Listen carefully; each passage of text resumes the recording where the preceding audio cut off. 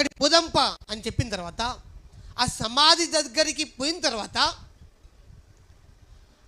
అక్కడ లాజరు బయటికి రావాలంటే మొట్టమొదటిగా యేసు చేసిన పని ఏం తెలుసా? చెప్తారు ఎవరన్నా? లాజరు బయటికి రావాలంటే ఫస్ట్ యేసు ఒక పని చేయమని చెప్పిండు, బండను తొలగిమని చెప్పిండు. వెరీ గుడ్, హల్లెలూయా.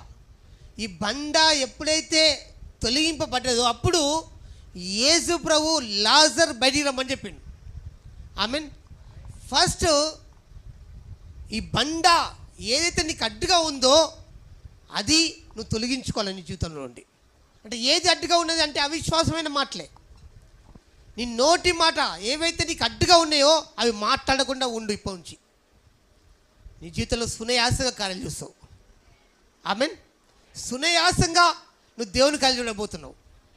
ఆమేన్, హల్లెలూయా.